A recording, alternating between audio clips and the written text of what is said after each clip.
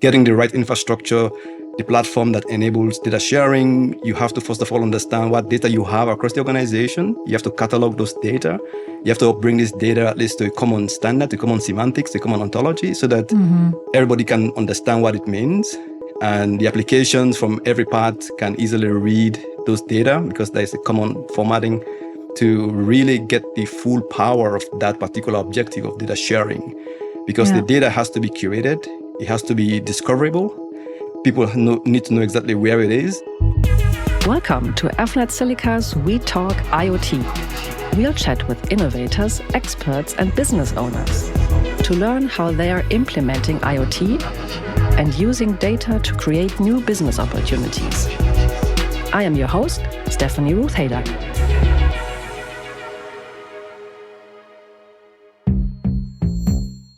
What does it take for a company to become data-driven? Today's discussion will explore Siemens' strategies behind integrating AI and machine learning. And my guest is Michael Taylor, the Chief Data Scientist at Siemens. He's at the forefront of leveraging data to drive real business value. From smart infrastructure to predictive maintenance, Siemens is a prime example of how a company can be truly data-powered and enabled. I'm really happy to have you on the show, Michael. Welcome. Would you like the chance to introduce yourself and your role as the Chief Data Scientist at Siemens? Thank you very much, Ruth, for having me. Very, very happy and delighted to be part of the podcast today. Yes, I am Michael Taylor. I am the Chief Data Scientist for the Siemens Accelerator portfolio and digital business. I've been with the company now for a little over 8 years. And all of that time has been in the mobility group, where my focus was how do we build intelligent trains? How do we apply AI technologies, machine learning to make trains more smarter, or to help operators, maintainers, and asset owners optimize the utilization of those assets? Cool. Now I am in the corporate group, and my responsibility is to figure out how we can even leverage further the AI applications and technology to further enhance, Siemens product, so that we can help accelerate the digital transformation of our customers. So that is my focus on AI, developing AI applications. I'm supporting the group also on enhancing or pushing forward our data strategy. And because as you know, of course, people say AI or data is the new oil or the new electricity. And it has tremendous impact on any digital transformation. And so Absolutely. How do you get the right data? How do you ensure that you are gleaning the intelligence out of that and using that in an efficient way is something that I'm also involving and I'm really passionate about. Cool. Data-powered and AI-enabled are big buzzwords that you hear a lot about these days. But in your opinion, what does it truly mean for a company to be data-powered?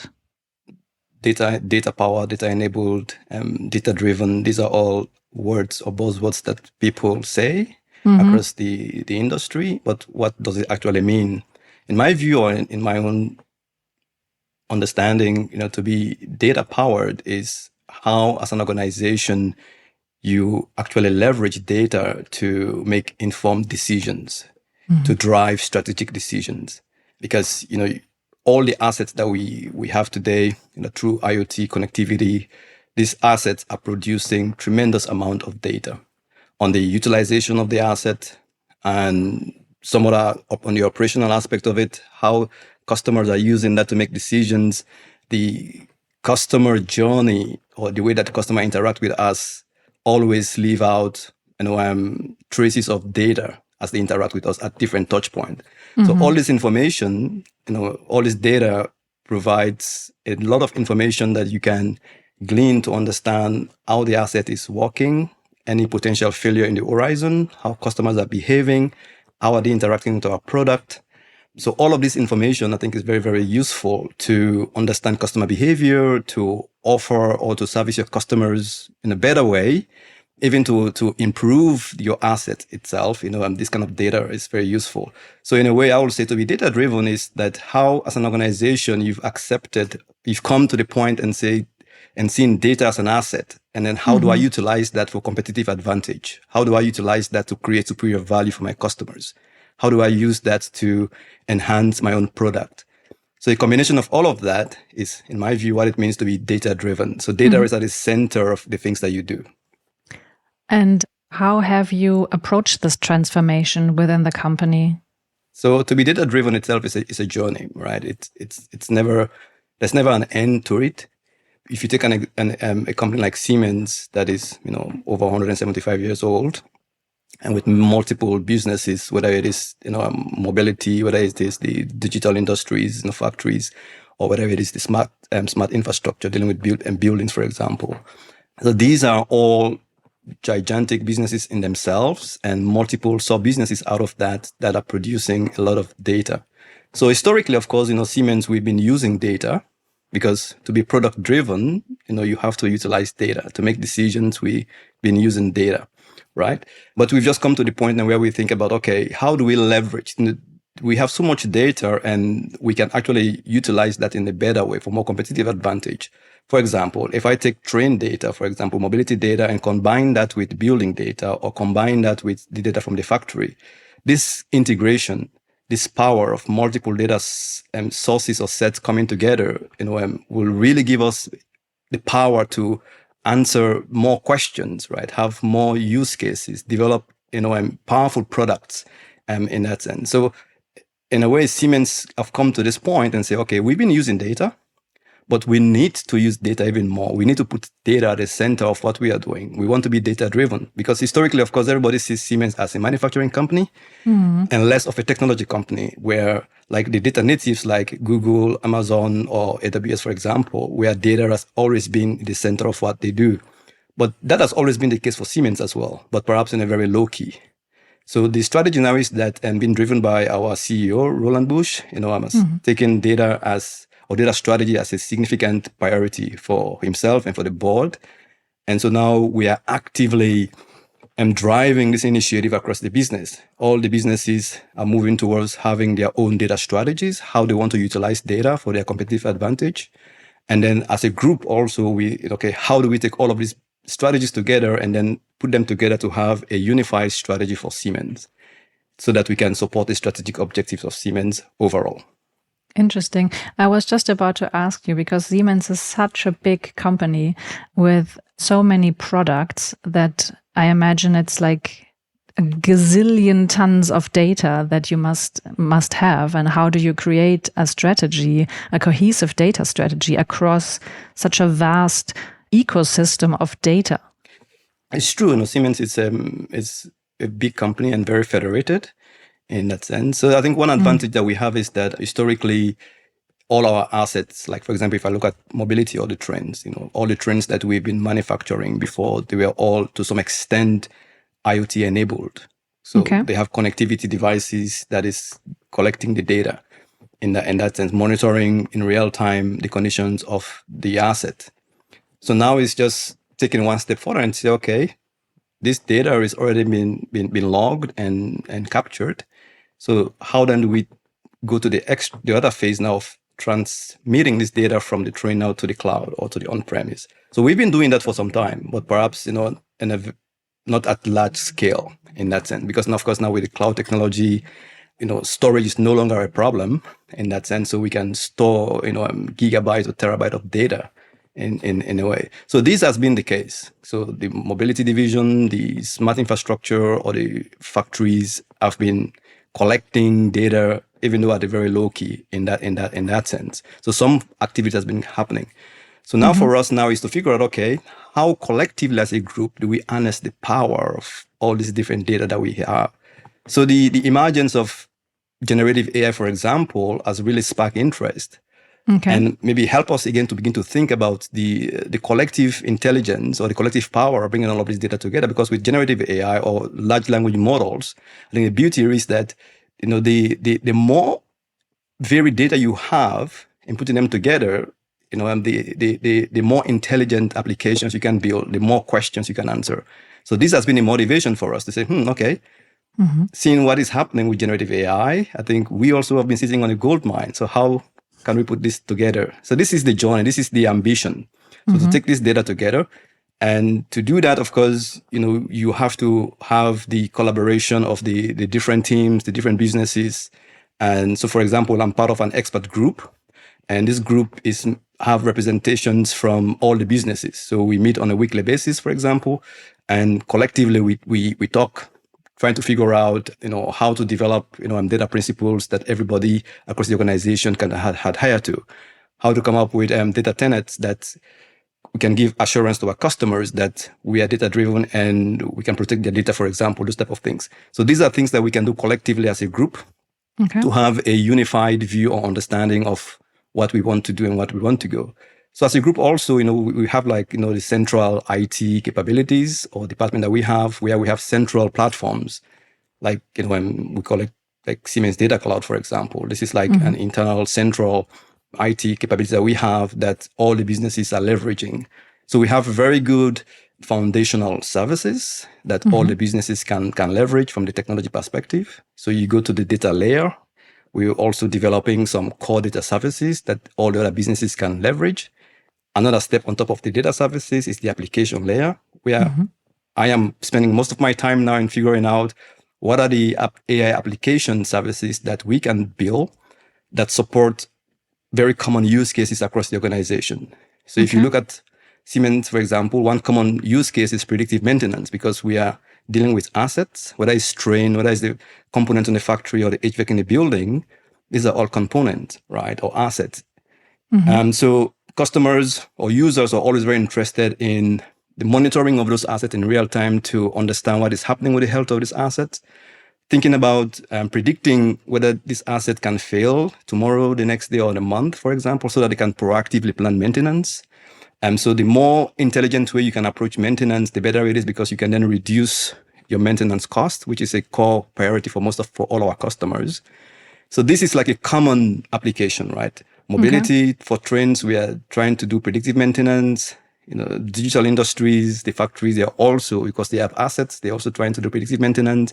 In the buildings, they also have assets like HVAC in the buildings that regulate, the temperature of those buildings. So everybody at least is trying to do some form of predictive maintenance of the asset. So these are like common use cases. So what we are then saying is that we can abstract out those applications and then make that a reusable component so that all businesses that are doing that can reuse them. So no need to develop those things from scratch all the time. So the advantage is that it enables us to speed up our development, go to market very quickly in that sense, because you don't spend time to redo this stuff again. You can just reuse what is there, right? It reduces your development time, reduces your development cost. And for our customers, mostly and as we said, we want to help in the acceleration of their own digital journeys, transformation. So the quicker and the better and the faster we are able to do those things, the better it is for them. So those type of things is what we are doing and how we are leveraging some of those things, the core foundational services, whether it is at the infrastructure level, the data level, the application level, even at the product level, right? We are trying to standardize all of those different things so that there is commonalities in that. So these are the ways that we are thinking about it.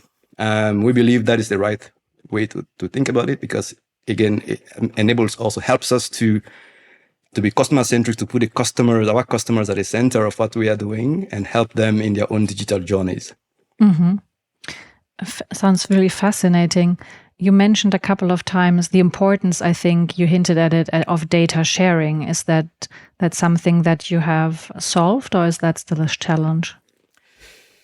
It is still a challenge in that sense, because the interesting dynamics there is that for Siemens, for example, we have like different types of data that we deal with, right? We have customer data, like we are the OEMs of our trains, for example. So we manufacture trains, but we sell them to customers like Deutsche Bahn or SBB on this customer. So they own the assets. So they are the customers. And so they own the data of that. Data.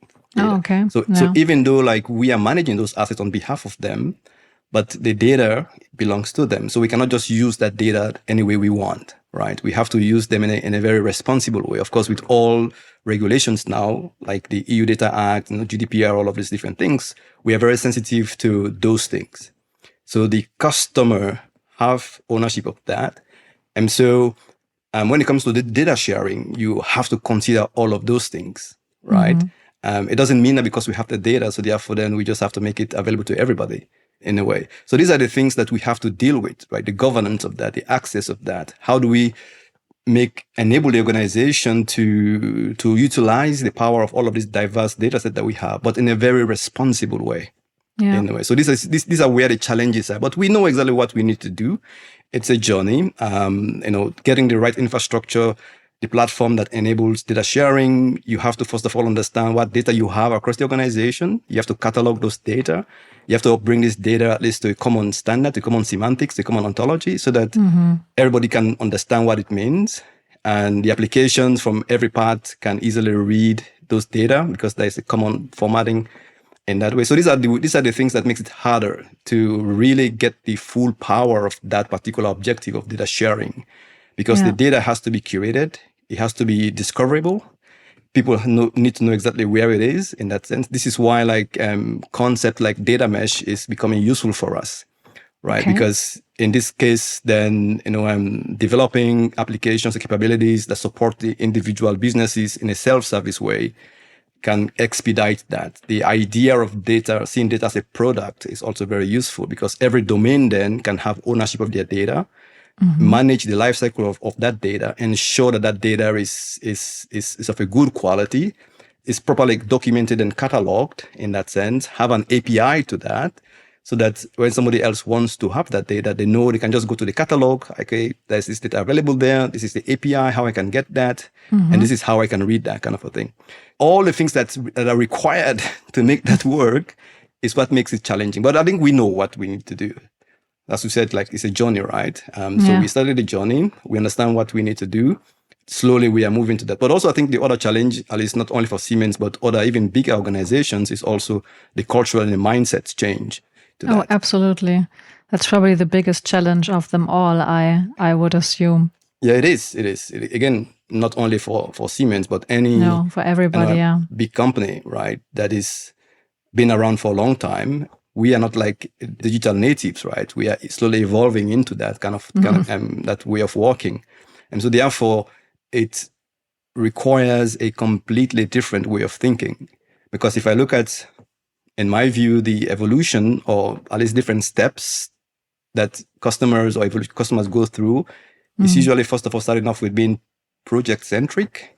So you have customers, they have their specific needs. You develop very customized applications or solutions for this customer. So that's big project centricity, right? So there's a different way of working in that mode. You don't care too much about integrating or interacting with different people. You just have a customer, have their own requirements, and you go develop it, you move on to the next one. So the next phase is product centricity, where you say, okay, I've been working with customer X, Y, and Z. I've seen very similar patterns and very common things to them. So maybe let me standardize a couple of components together. I can make that into a product. I call it my core product. So moving from a project to product way of thinking, it also requires a mindset change, because now some form of collaboration, some form of standardization, some form of collaboration required in that case. Then I'm not only doing things for myself, but I'm doing things now for the collective group, right? For the group, everybody's benefit. So it is a hurdle that you have to deal with, but you have to think about the incentive. How do you incentive people to do that? The mechanism to ensure that happens. And then, of course, you have the next level, which is like from being product-centric now to customer centricity, where you say, because a customer can be having multiple of my product, but sometimes these products are being offered from different teams, right? So if I'm putting the customer at the center of that means that, okay, how do I then bring all of these different products into one interface, into one common bundle? So this will affect your go-to-market strategy, for example, all of these different things you have to deal with. All of these things then yes, there is the technology part that you have to do, but the bigger passion always is this mindset change, cultural change, because sometimes it requires a different way of collaboration, or perhaps some structural changes, which everybody might be worried about. Say, but maybe I don't, maybe my position, or I don't want to do this because it might expose me. So these are the challenges. At least in my view, they are the biggest one. So you have to be very strategic. Take the organization, have different strategies, educating, proof of concept, proof of value, let people understand why we are doing this type of things. And then hopefully and slowly, then they will begin to see the benefit and gradually shift their thinking. We will take a short break Stay with us. We will be hearing from our guests very shortly. This podcast is brought to you by Avnet Silica, the engineers of evolution. We help you bring secure, intelligent, and connected products to market. If you want to learn more about us, we have put information and links in this episode's show notes, and you can also connect with us on LinkedIn or avnet-silica.com.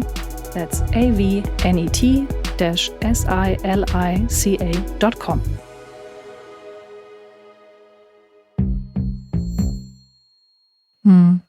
I imagine that then use cases when you actually see the benefit of the changes you have been suggesting actually work and benefit your product or your department, even if it's inside the company, or then especially your customers. When your customers are more happy and then you get more revenue out of that, then you can have proof that those changes were worth it, right? But that's a long journey. So that's a long journey, right? As you said, I think getting the benefit of this from all of these changes does not happen overnight. You don't see them. Again, if you take the predictive maintenance example,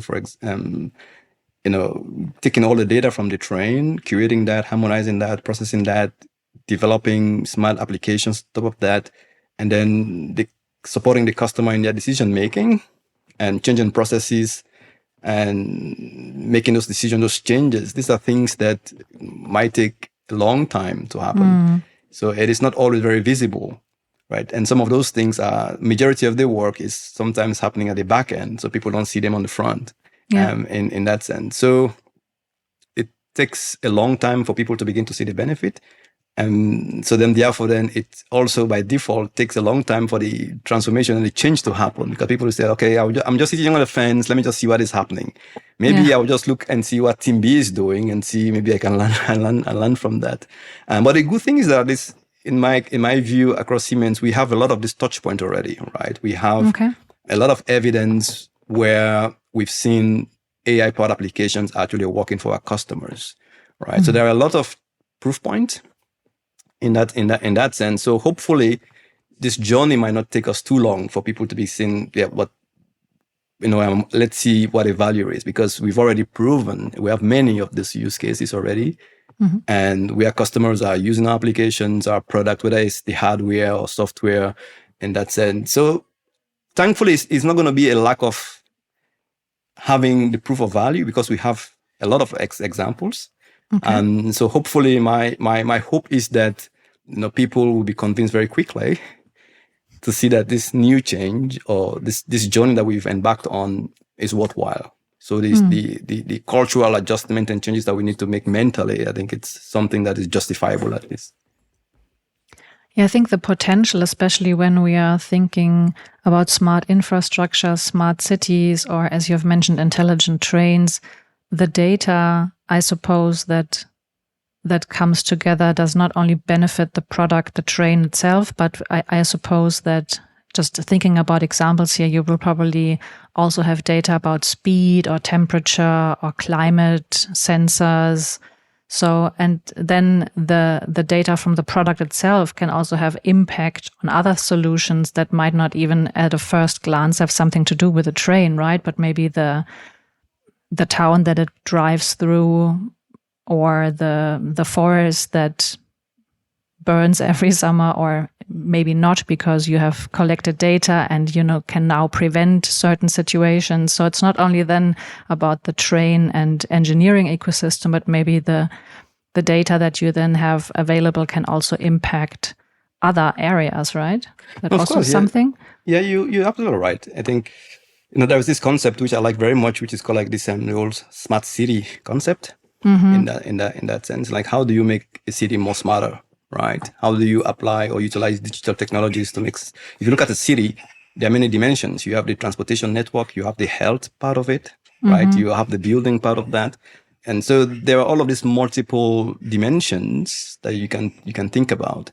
And so so the data that we are getting from all our assets, the trains, for example, if I combine that with the traffic information, combine that with some health data, combine that with other types of data, can enable us to begin to think about this smart city concept, how to realize that, right? So this is one example where like the data coming from those assets is not only benefiting the asset or the trends themselves, but they can also contribute to a larger picture. So one prime example could also be on the energy consumption of trains, right? The energy utilization of that, because the trains, the power system might be connected to the grid system, right? In that sense, of course, then the demand and supply of energy, how do you do your load balancing, all of these different things, they are all very connected in a way. So I can, if I really want to optimize, the energy consumption of trains, then, or at least the energy consumption of a town, of a city, for example, then that is another dimension I can look at. Okay. Right. So this is a very powerful, that's why, like, I'm integrating different data sources and will give you an enriched understanding of so many other topics, right? It broadens the kind of use cases you can solve, kind of problems you can solve. You can, by extension, also, you can begin to think about, how that can be very useful for even the global climate change problems, right? So you can begin to roll this data up, connect them, different sources at the train level or at the asset level, the train level, the town level, the city level, the global level. And it's really very powerful. Yeah, it's really interesting. Over the course of this podcast, I have had the chance to talk to so many like-minded people that have the same vision about data sharing and the possibilities you can, or the impact it can have on climate change and how to solve some of the big global problems. And it would be so cool if you could all come together and then have a joint project. That would be really nice, actually. No, I have to get you all together at one table, and then I'll be very happy to do that. Personally, I think I love this topic because personally I'm actually working on a pet project for myself. In that sense, so two projects that problems that I've been fascinated with for a long time. Which, again, going back to this idea of sharing data. The more access you have to different data sets, the more you can begin to think about solving these mega trends, mega problems that we have, whether it is optimizing the global supply chain, globalization, climate change, urbanization, all of these problems that we are faced today.